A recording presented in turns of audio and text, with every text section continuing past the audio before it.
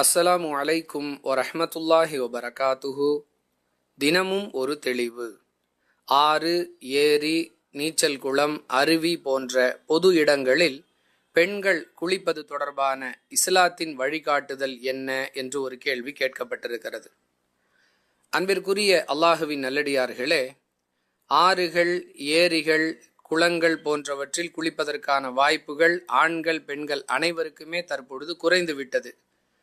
அதே நேரத்தில் சுற்றுலா செல்லக்கூடியவர்கள் அருவிகளிலும் நீச்சல் குளங்களிலும் குளிக்க வேண்டிய வாய்ப்பை பெறுகின்றனர். இதுபோன்ற சந்தர்ப்பங்களில் பெண்கள் எப்படி நடந்து கொள்ள வேண்டும் என்பதே இந்த கேள்வியின் அடிப்படையாக இருக்கிறது. அன்பானவர்களே, ஆண்களும் பெண்களும் சேர்ந்து குளிக்கக்கூடிய இடங்களாக இருந்தால் நிச்சயம் அதுபோன்ற இடங்களை பெண்கள் தவிர்க்க வேண்டும். அதாவது அங்கு குளிப்பதை கண்டிப்பாக தவிர்க்க வேண்டும். பெண்களுக்கென்று தனியாக ஆறுகளிலும் நீச்சல் குளங்களிலும் அருவிகளிலும் பாதுகாப்பு ஏற்பாடுகளும் மறைவிடங்களும் செய்யப்பட்டிருக்குமேயானால் அதுபோன்ற இடங்களில் குளிப்பதற்கு மார்க்க ரீதியாக எந்த தடையும் இல்லை. இந்த அடிப்படையான வழிகாட்டுதல்களை புரிந்து கொண்டு பெண்கள் நடந்து கொள்ள வேண்டும். இது குறித்து ரசூலுல்லாஹி ஸல்லல்லாஹு அலைஹி வஸல்லம் அவர்கள் செய்யக்கூடிய எச்சரிக்கையை ஆயிஷா ரதியல்லாஹு அன்ஹா அவர்கள் நமக்கு அறிவிக்கிறார்கள்.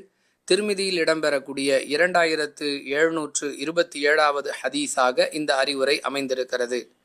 பெண்கள் தங்கள் கணவருடைய வீடுகள் தவிர மற்ற இடங்களில் தங்களுடைய ஆடைகளை கழற்றுவது அல்லாஹுவுக்கும் தனக்கும் இடையில் உள்ள திரையை கிழிப்பது போன்றதாகும் என்பதே அந்த ஹதீஸ்.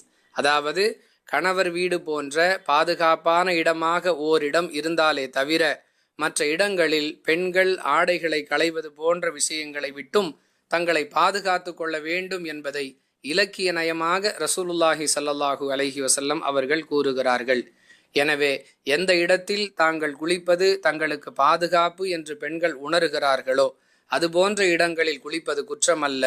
பாதுகாப்பில்லாத இடங்களில், அதாவது அந்நிய ஆண்களுடைய பார்வைக்கு தாங்கள் இலக்காகக்கூடிய சூழல் ஏற்படும் என்ற அச்சம் இருக்கக்கூடிய இடங்களில் கண்டிப்பாக பெண்கள் குளிப்பதை தவிர்க்க வேண்டும் என்பதே இந்த கேள்விக்கான பதில். வாஹிரு தஅவானா அனில் ஹம்துலில்லாஹி ரப்பில் ஆலமீன். அஸ்ஸலாமு அலைக்கும் வரஹ்மத்துல்லாஹி வபரகாத்துஹு.